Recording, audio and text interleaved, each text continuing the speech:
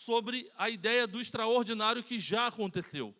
Quero olhar com você, à luz da Bíblia, aquilo que já foi realizado, aquilo que já surgiu, já consumou.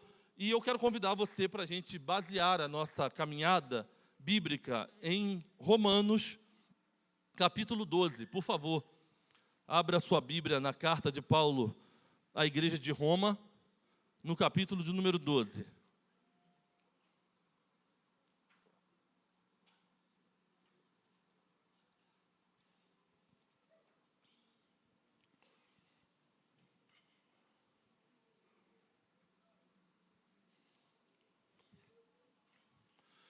Nós vamos nos concentrar nessa noite nos 2 primeiros versículos, mas quero fazer com você a leitura de todo o capítulo 12, que será o nosso pano de fundo nas mensagens dessa conferência.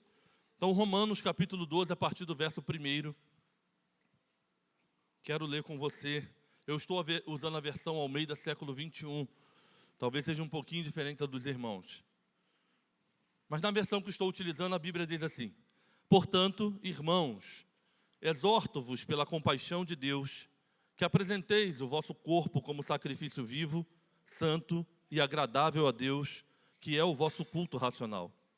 E não vos amoldeis ao esquema deste mundo, mas sede transformados pela renovação da vossa mente, para que experimenteis qual seja a boa, agradável e perfeita vontade de Deus.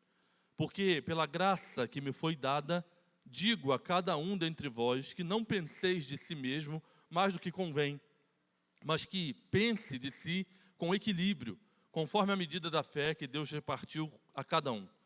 Pois assim como um corpo temos muitos membros, e todos os membros não têm a mesma função, assim também nós, embora muitos, somos um corpo em Cristo e individualmente membros uns dos outros. De modo que temos diferentes dons segundo a graça que nos foi dada. Se é a profecia, que seja de acordo com o padrão da fé. Se é o serviço, que seja usado no serviço. Se é o ensino, que seja exercido no ensino. Ou quem encoraja, use bem o dom para isso. O que contribui, façam com generosidade. Quem lidera, com zelo. O que usa de misericórdia, com alegria. O amor, seja sem fingimento. Odiai o mal e apegai-vos ao bem. Amai-vos de coração uns aos outros com amor fraternal, preferindo-vos em honra uns aos outros. Não sejais descuidados no zelo, mas sedes fervorosos no espírito, servi ao Senhor. Alegrai-vos na esperança, sede pacientes na tribulação, perseverai na oração. Socorrei os santos nas suas necessidades, procurai ser hospitaleiros, abençoai os que vos perseguem, abençoai e não os amaldiçoeis. Alegrai-vos com os que se alegram, chorai com os que choram. Sede unânimes entre vós, não sejais orgulhosos, mas prontos a acompanhar os humildes. Não sejais sábios aos vossos próprios olhos. A ninguém devolvei mal por mal. Procurai fazer o que é certo diante de todos. Se possível, no que depender de vós, vivei em paz com todos os homens. Amados, não vos vingueis a vós mesmos, mas dai lugar à ira de Deus, pois está escrito: a vingança é minha, eu retribuirei, diz o Senhor. Pelo contrário, se o teu inimigo tiver fome, dá-lhe de comer. Se ele tiver sede, dá-lhe de beber. Porque, se fizeres isso, amontoarás brasas vivas sobre a cabeça dele. Não te deixe vencer pelo mal, mas vence o mal com o bem. É um texto conhecido da maioria de nós.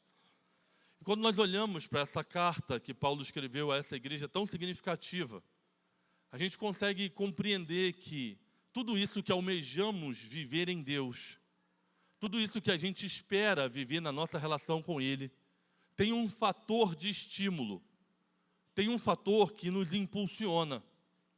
E parece que não necessário, mas se fazendo cada vez mais, mesmo a gente tendo a palavra revelada, como que nós somos impulsionados a viver uma vida extraordinária em Deus, sempre olhando para alguma coisa que nós desejamos na frente.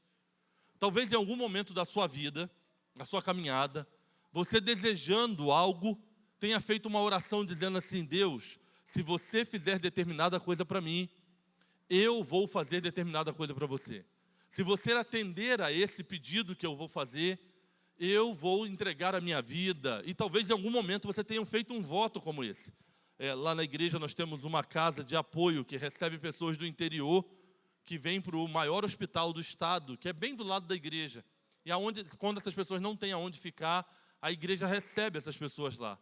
Semana passada, no domingo passado, eu estava na igreja pela manhã e um jovem que estava na casa de apoio me procurou, pedindo que eu fosse com ele ao hospital para orar com o bebê dele, que estava lá no hospital, na sala vermelha do hospital. E a palavra dele para mim foi a seguinte: se o Senhor for comigo e Deus curar o meu filho, eu e minha esposa vamos entregar a nossa vida para Ele. E a gente entende a legitimidade dessa palavra.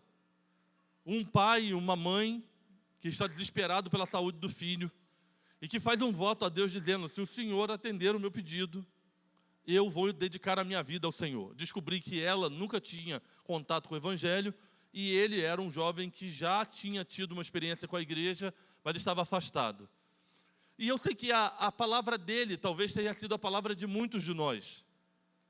E a razão pela qual nós podemos não viver o extraordinário de Deus, ou o extraordinário de Deus em nós, propriamente dito, tem a ver com a nossa não compreensão de que a coisa mais extraordinária que Deus fez, ela já aconteceu, ela já foi realizada. Por isso que eu começo destacando que o extraordinário da cruz, esse extraordinário deve nos constranger. É esse extraordinário que deve nos impulsionar. E por que propriamente eu escolhi Romanos 12 para a gente começar essa conversa? Porque eu começo a observar em parte dos escritos paulinos uma característica que talvez algumas pessoas não tenham observado ainda. Não tenham se dado conta dessa característica. Paulo, nas suas cartas escritas ao Novo Testamento, ele vai nos dar um pano de fundo de algo que ele usava para estimular o seu público. Sabe esse conceito da nossa vida humana, que a gente cresceu num ambiente que diz: olha, se você cumprir tal tarefa, eu vou te dar uma mesada.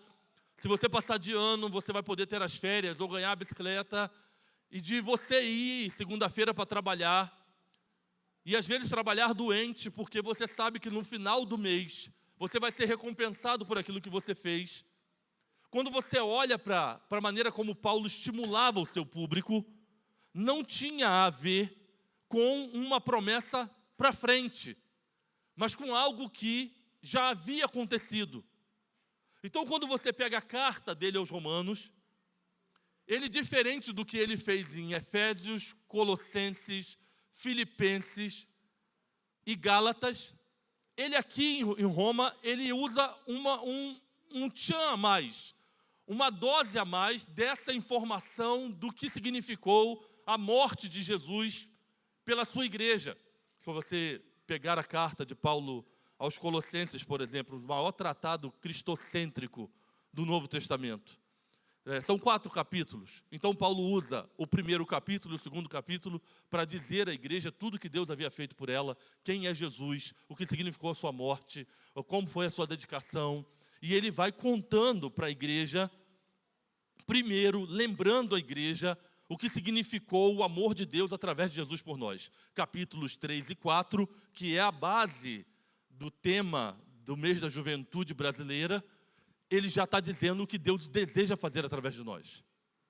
Quando você pega, por exemplo, a carta deles aos Gálatas, 3 capítulos, são 6 capítulos, os 3 primeiros capítulos, ele vai dizendo tudo o que Deus fez por nós, o que significou a morte de Jesus, a sua ressurreição, o seu favor por nós, a entrega dele, capítulos 4, 5 e 6, o que Deus espera fazer através de nós.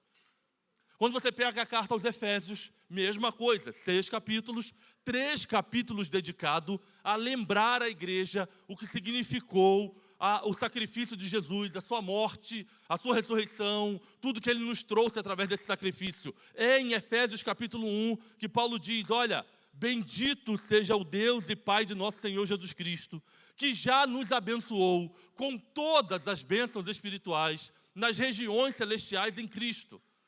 Então ele dá um pano de fundo dizendo: olha, Jesus já nos deu tudo o que a gente precisava. Em Cristo nós já fomos abençoados. Por isso, Efésios capítulo 1 e Efésios capítulo 2 mostra para a gente que nós somos o povo mais poderoso da terra e o povo mais rico da terra.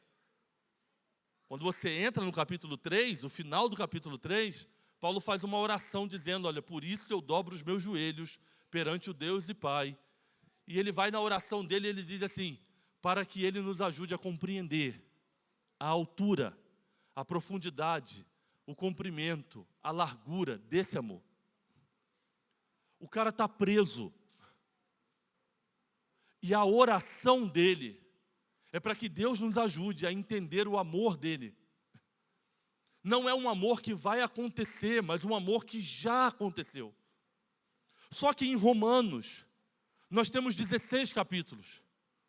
Dos 16, alguns teólogos acreditam que o capítulo 16 foi acrescentado depois, porque é só uma lista de agradecimento.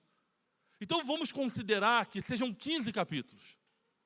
Paulo usa 11 capítulos para dizer à igreja de Roma o que Deus havia feito por ela.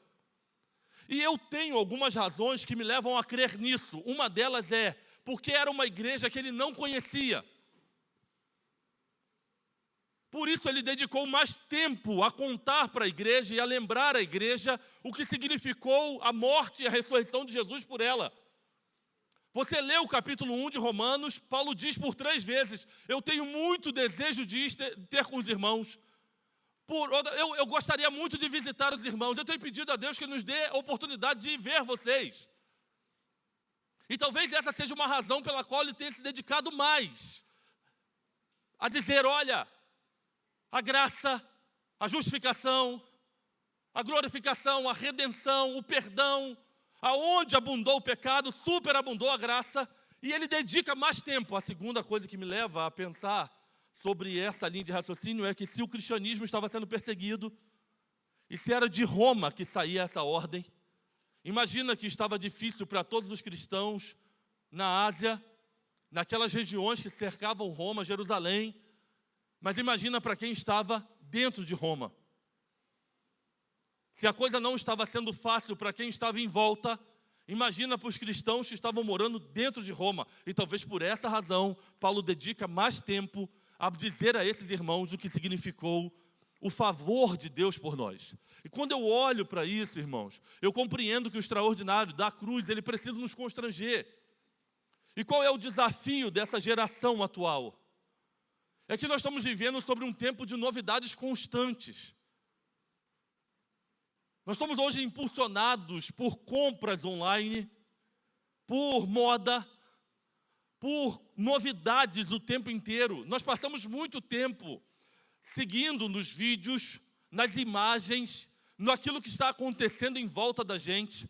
E a gente está sempre vivendo uma expectativa de algo novo para frente, do próximo encontro, do próximo culto, do arrepio, do mover de Deus. Me lembro de um casal que discipulei, em que eles diziam para mim, nós éramos um casal que vivíamos atrás de profecia. Quando nós ouvíamos falar na nossa cidade que vinha um profeta, que vinha um pastor que revela coisas, eles dizem, nós éramos impulsionados o tempo todo aí nesses encontros, nessas conferências, nesses moveres espirituais que as igrejas fazem. Só que quando você olha para a Bíblia, aquele que foi a ele dedicado a maior parte do Novo Testamento, ele não estimulava o seu povo olhando para frente. Ele estimulava o seu público contando a história do que já aconteceu. A Bíblia é um livro que está contando história. A Bíblia é um livro que está narrando coisas que Deus já fez, coisas que Deus já realizou. E a diferença nossa para aqueles que viveram antes de Cristo é que nós temos a compreensão que aquilo que Deus prometeu no passado já se consumou em Cristo Jesus. Por isso, Paulo dedicou 11 capítulos a dizer a esses irmãos que estavam em Roma aquilo que Deus havia feito por eles, enriquecendo o coração dele das verdades de um amor que já aconteceu. Por isso, olha o que diz Romanos 5:8. Mas Deus prova o seu amor para conosco, em que Cristo Jesus morreu por nós, sendo nós ainda pecadores. Em 2 Coríntios 5, 21, a palavra diz: aquele que não conheceu o pecado, Deus o fez pecado por nós, para que nele fôssemos feito justiça de Deus. Você vê que a todo tempo ele está lembrando para a gente do extraordinário de Deus que já foi feito por nós.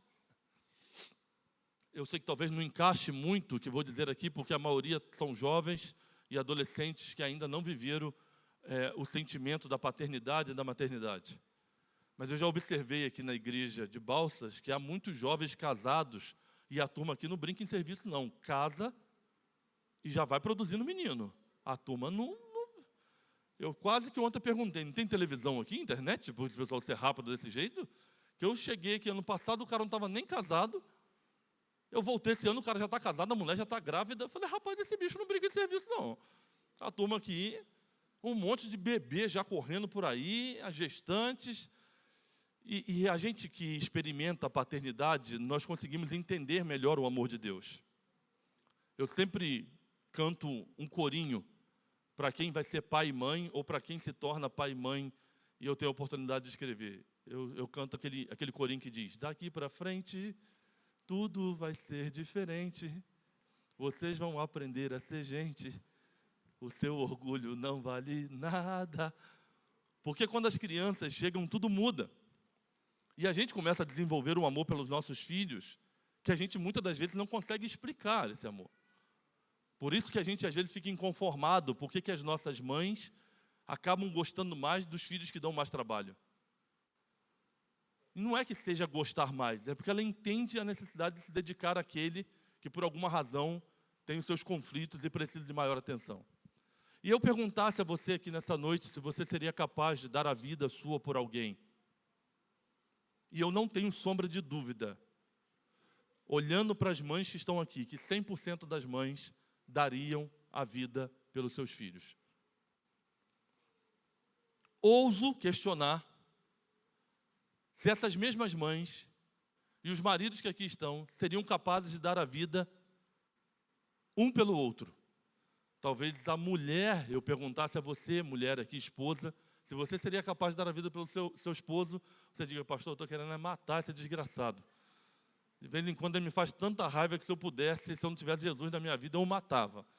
Os homens talvez não tenham coragem de dizer isso, mas em alguns momentos talvez as suas esposas façam você sentir muita raiva. Mas eu tenho sérias dúvidas. Se você chegasse num hospital e o médico olhasse para você e dissesse assim: para salvar a vida do seu pai, para salvar a vida da sua mãe, eu preciso que você entregue a vida do seu filho. E você ama muito o seu pai, você ama muito a sua mãe, mas eu acho que pouco provável você daria a vida do seu filho para salvar a vida de um dos dois. A palavra de Deus diz que Deus nos amou de maneira tão extraordinária que Ele entregou o seu único filho para morrer por nós, quando todos nós ainda éramos pecadores. O extraordinário de Deus, daquilo que Deus deseja fazer, passa pela compreensão do constrangimento da cruz. E para mim é tão fascinante, e eu atribuo que Paulo era pentecostal. Porque depois dele narrar para a igreja de Roma tudo que Deus fez por ela, dele contando para aqueles irmãos do favor imerecido de Deus, desse amor, dizendo: olha, aonde abundou o pecado, superabundou a graça de Deus.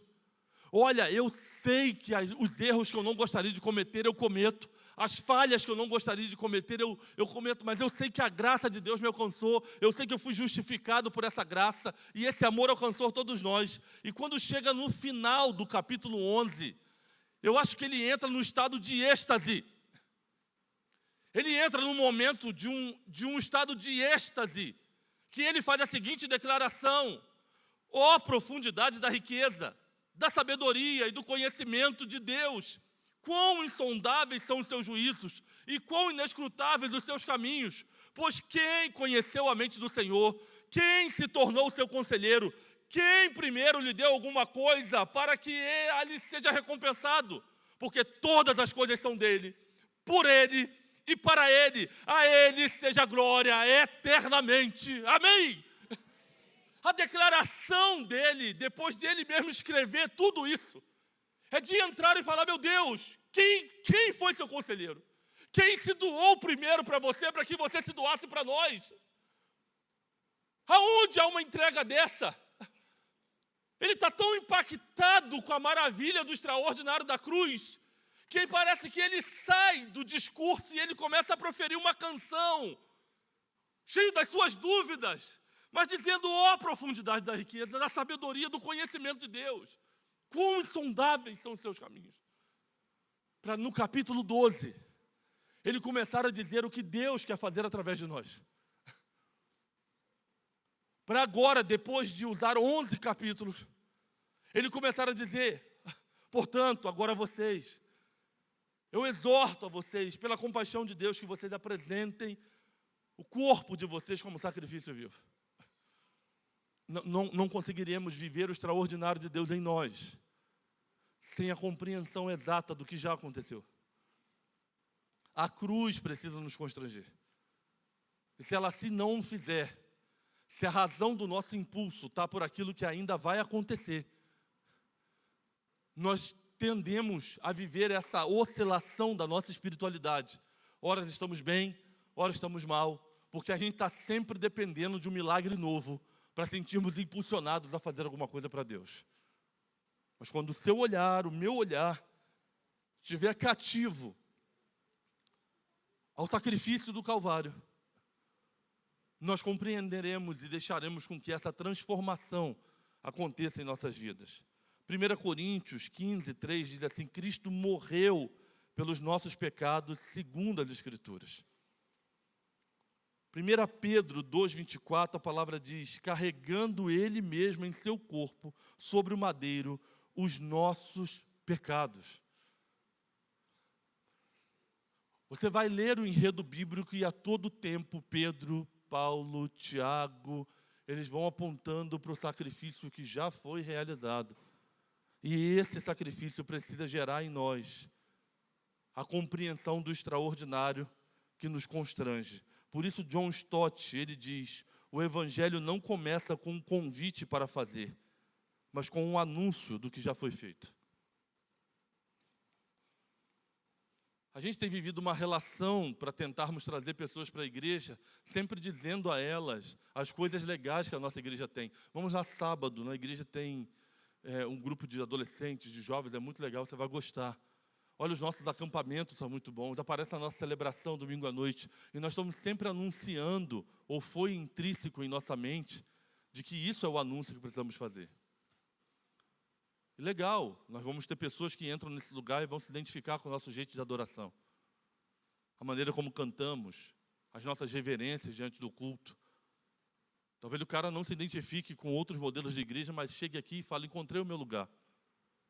Mas, meu irmão, deixa eu dizer uma coisa a você: não adianta você ter experiência com a igreja, com as pessoas da igreja, com os ministérios da igreja, com as pessoas da igreja, se você ainda não teve um encontro com o dono da igreja.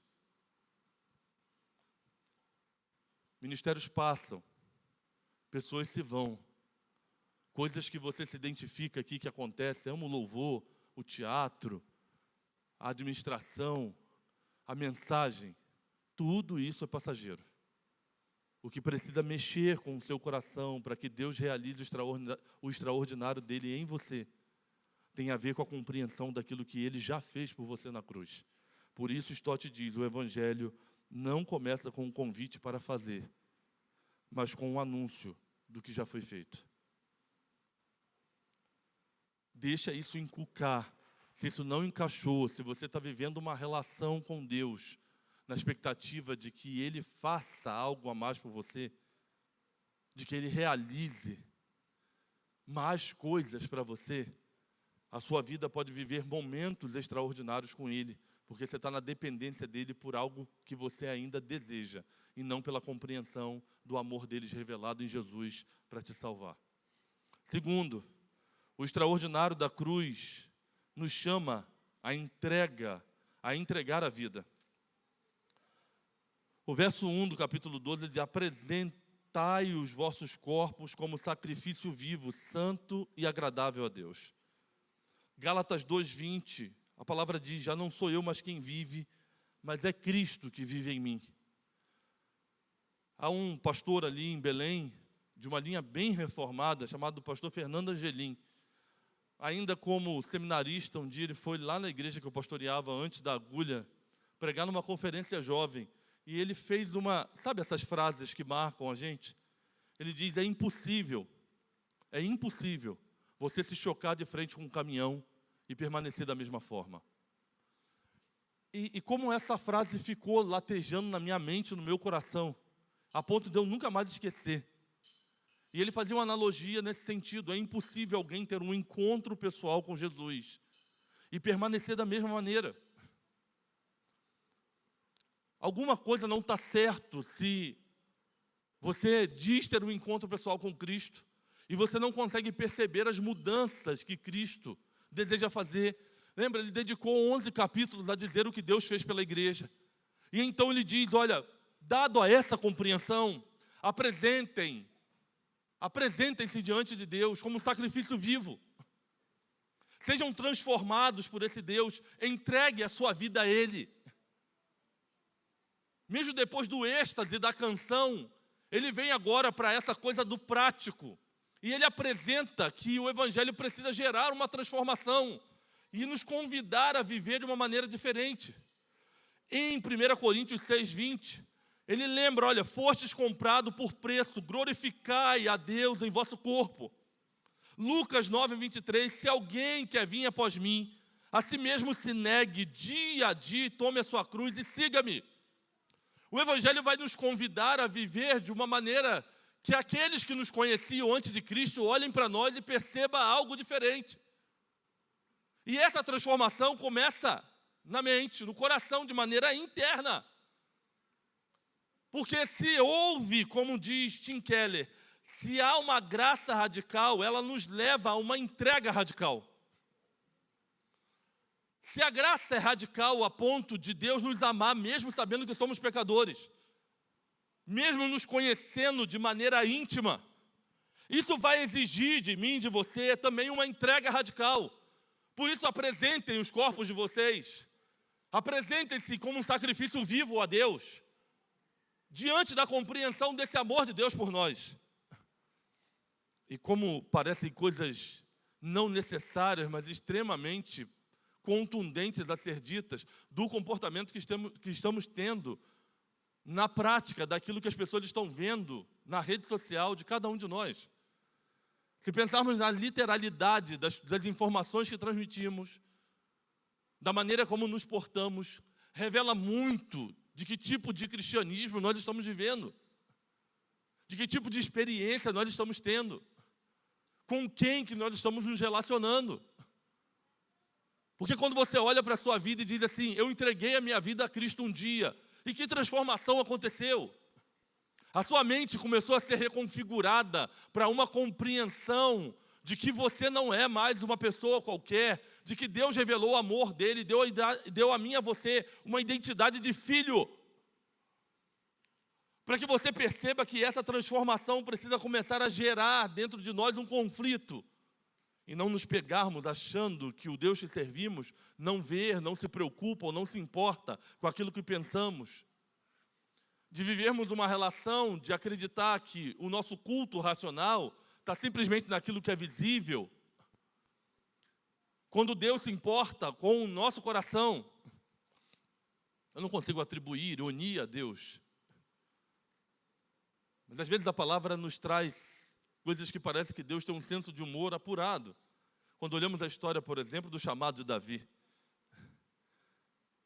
De que Jessé recebe Samuel, porque Deus havia dito que da família dele sairia o novo rei de Israel. E então o profeta vai à casa, chega lá, a palavra diz que quando ele colocou os olhos em Eliabe, e Eliabe era formoso aos olhos, em seu coração, o profeta diz: eis aí o rei de Israel. E as Escrituras trazem umas informações a respeito de Deus, que se nós não estudássemos a sua natureza, nós atribuiríamos nele um senso de humor muito apurado. Porque o texto diz que Deus chama Samuel à parte e diz: Samuel, eu não vejo como o homem vê. O homem vê aquilo que é aparente. Eu vejo o coração. Eu não olho pela ótica como o homem enxerga as coisas. Porque a gente precisa apresentar os nossos corpos como sacrifício vivo, santo e agradável a Deus, de uma transformação que primeiro acontece internamente, pela compreensão do extraordinário da cruz. E nós estamos com muita dessa geração nova, encantada com as estruturas das nossas igrejas, com aquilo que o Evangelho se aperfeiçoou na sua comunicação. De jovens que se aproximam porque encontram um ambiente social legal. Olha, essa igreja a gente pode usar a roupa que a gente quiser. Eu já vi que nessa igreja tem pessoas tatuadas. É uma igreja extremamente contemporânea. Olha, a palavra do nosso pastor é uma palavra muito boa. É uma igreja que não fica extorquindo, pedindo dinheiro. E o cara vai se encantando com um monte de coisas que fazem parte de uma estrutura denominacional. Mas ele não conseguiu compreender ainda o amor de Deus manifestado em Jesus. Parece que não houve mudança, parece que o staff dele está voltado simplesmente para aquilo que se pode ver.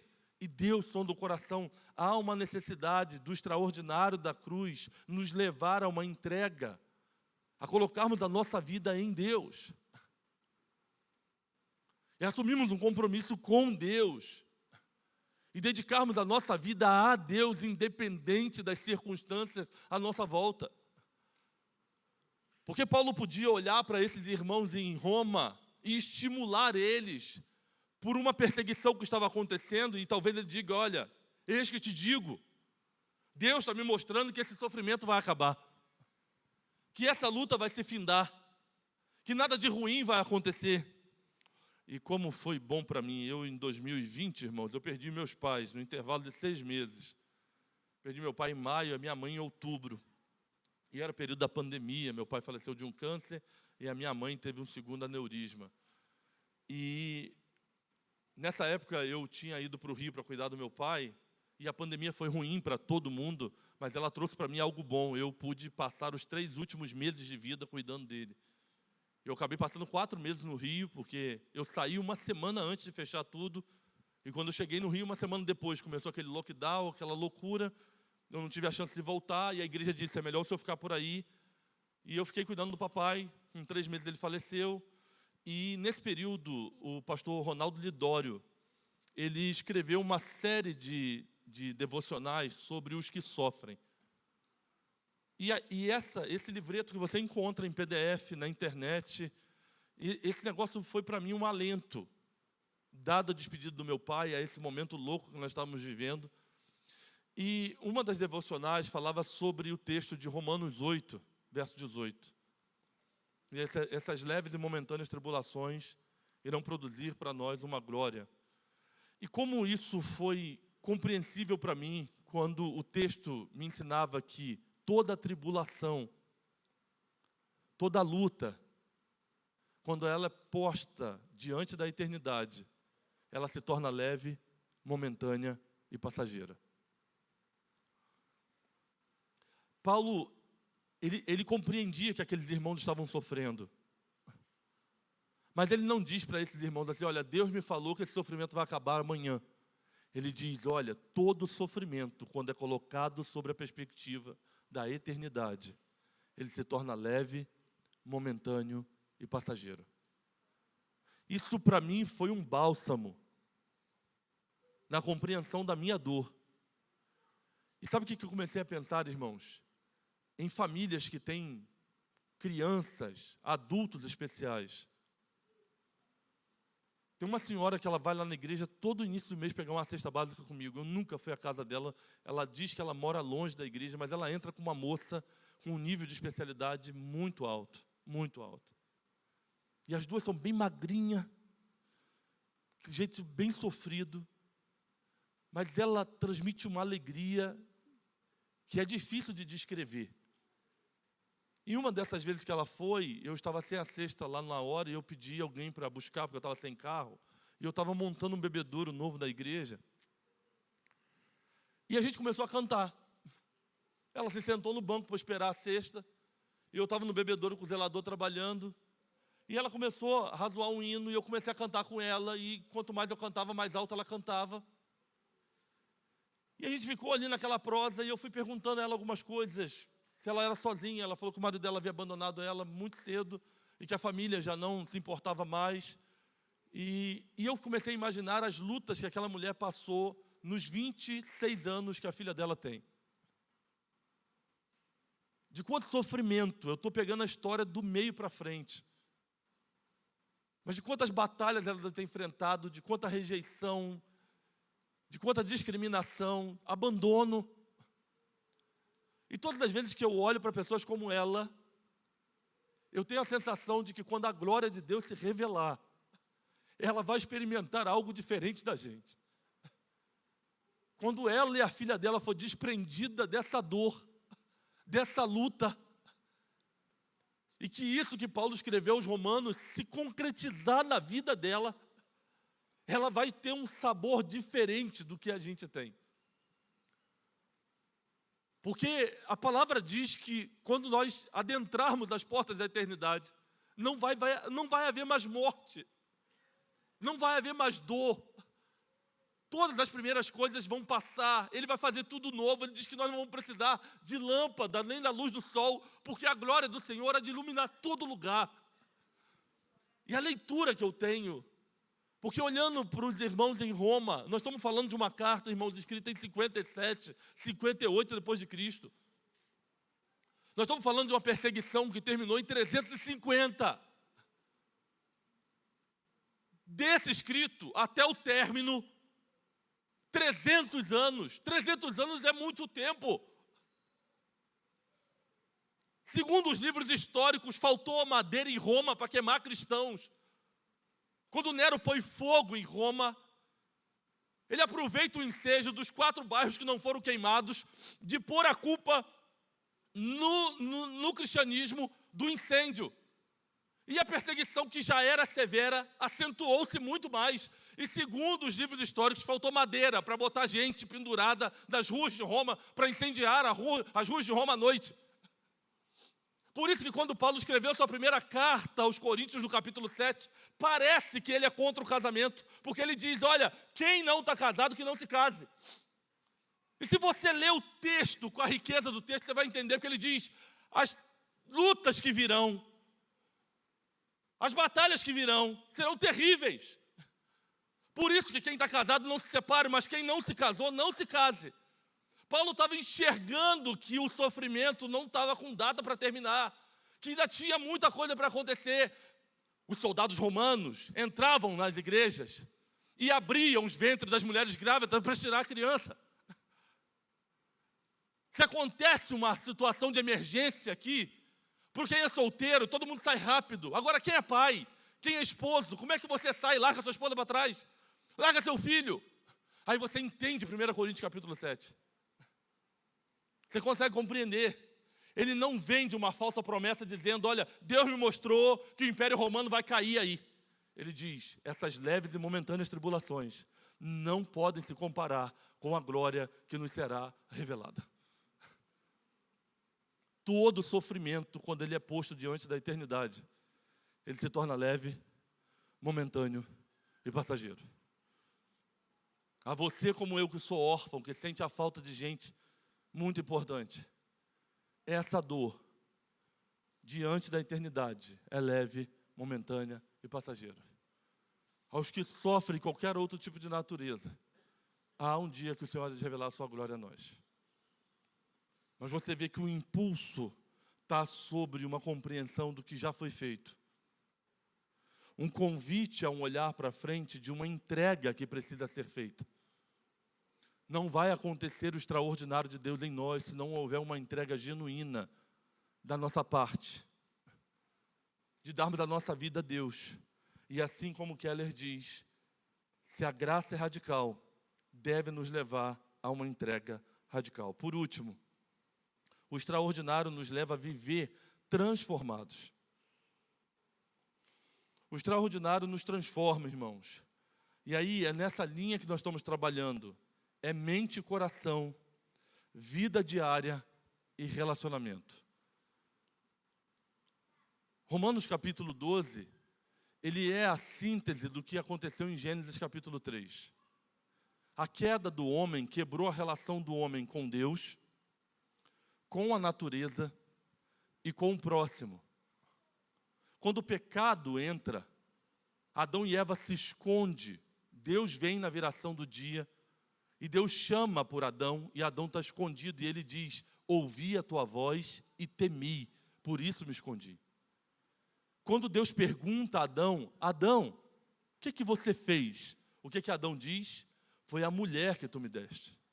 A relação com Deus é quebrada, a relação com o próximo é quebrada. Eva, o que você fez? Foi a serpente. A relação com a natureza é quebrada. Em Romanos capítulo 12, Deus restaura essas relações.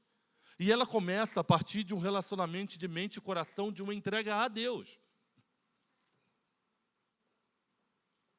De um convite a gente viver de uma forma diferente.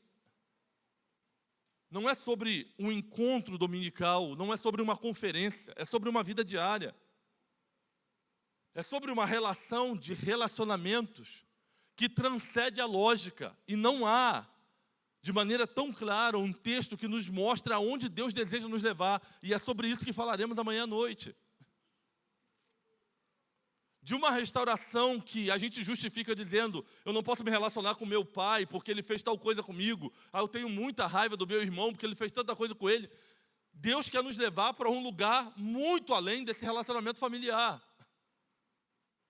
E que esse extraordinário só é possível a partir de vidas transformadas, de vidas modificadas. Por isso Romanos 12:2 diz: não vos conformeis com este século ou com este mundo, mas transformai-vos pela renovação da mente.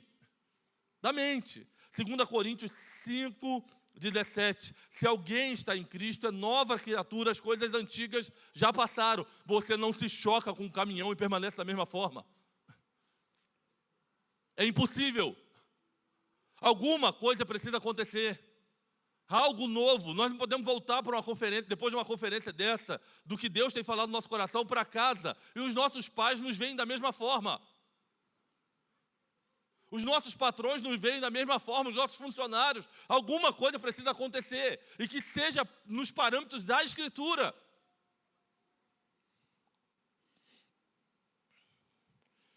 A gente está no processo de mudança lá em casa, né? Estamos procurando outra casa.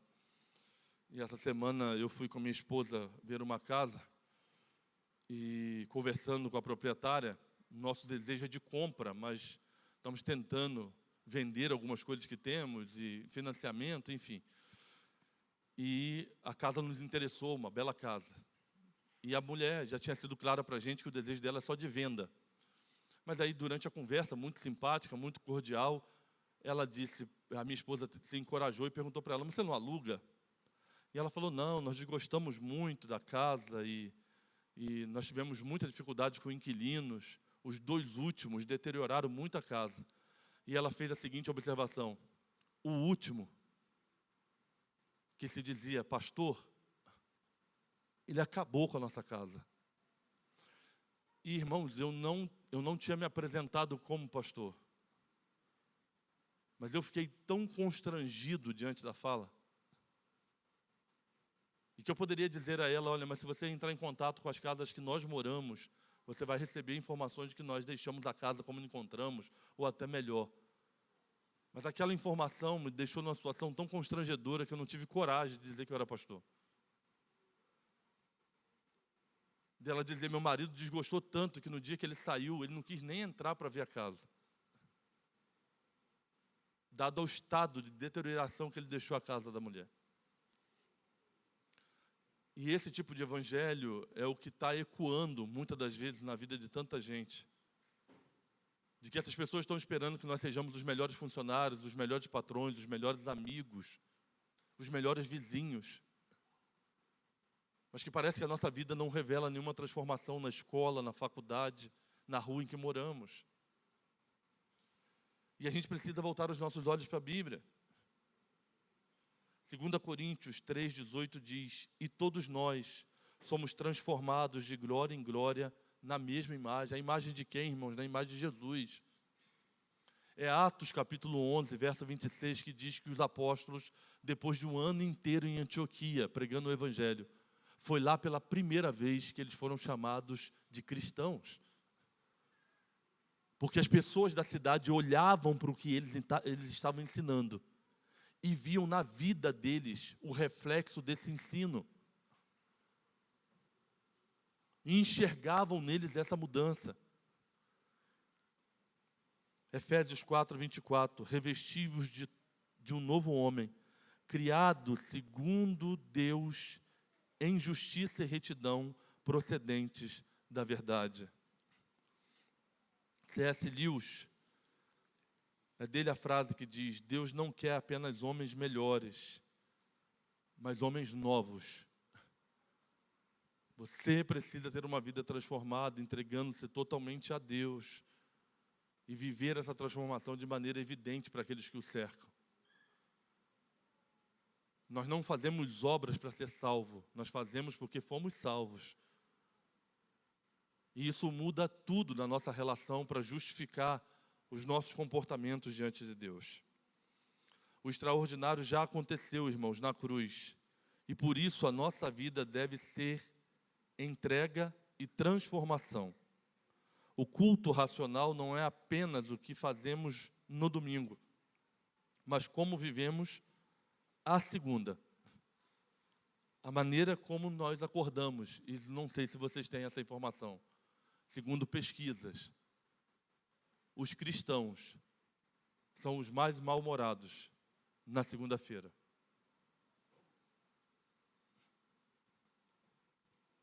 São os que mais reclamam. E a gente se pergunta que tipo de transformação, que coisa extraordinária Deus tem feito em nós. Para a gente refletir e pensar, a sua vida já reflete o extraordinário que Cristo fez? Se eu deixar você ir embora nessa noite fazendo uma reflexão, e de você olhar para a sua vida, você consegue honestamente perceber o antes e depois? Você teve um encontro com um caminhão e ele mudou você? A sua identidade tem sido moldada?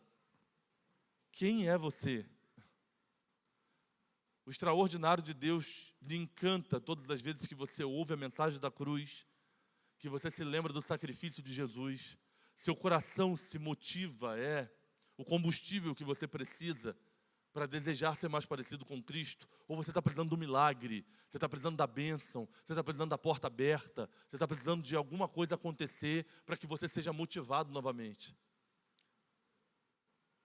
Você consegue viver uma vida transformada, mesmo que ninguém à sua volta reconheça, ou que ninguém lhe valorize como você acha que deveria ser valorizado, ou você não consegue.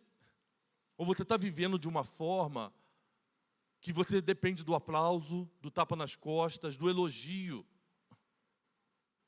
Para a gente pensar, sua vida já reflete o extraordinário que Cristo fez.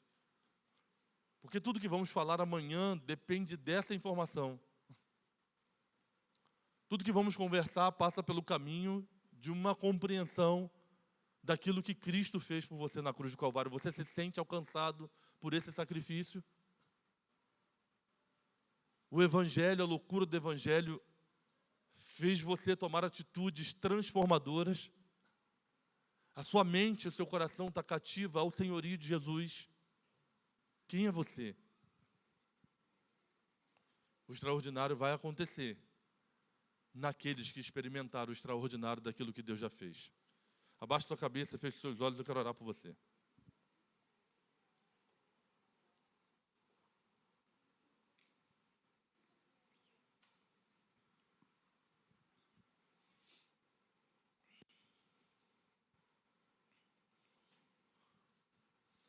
Nós vivemos, irmãos, num mundo cheio de distrações. E essas distrações também estão no mundo da religião. E talvez a sua vida, você chegou aqui por caminhos que não foi o caminho da cruz. Dos relacionamentos, da sua família, dos seus anseios. Vivemos numa geração com problemas de ansiedades. E alguém disse, vamos para a igreja, Deus vai falar com você e você vai compreender.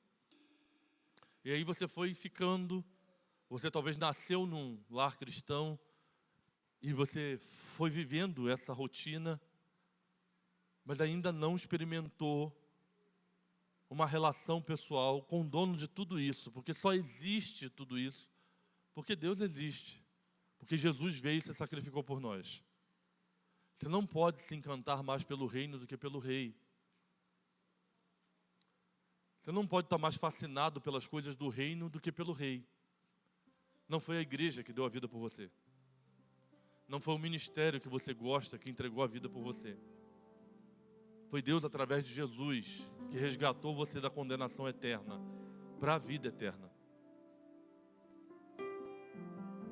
E talvez no silêncio do seu coração seja uma noite que você está dando passos de uma compreensão desse amor, para você começar a experimentar o extraordinário de Deus.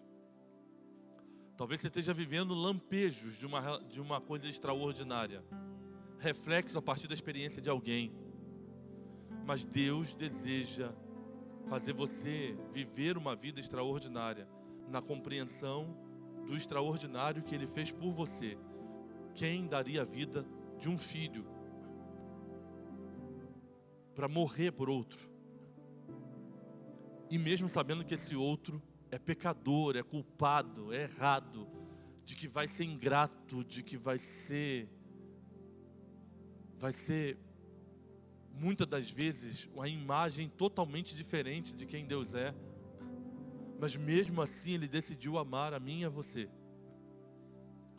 Isso precisa impulsionar a sua vida e seu coração, porque se isso não impulsionar, nada será suficiente. Que você se entregue a Deus, que você seja transformado por Deus, que você experimente o extraordinário dele através de Jesus. Pai, nós estamos diante de Ti.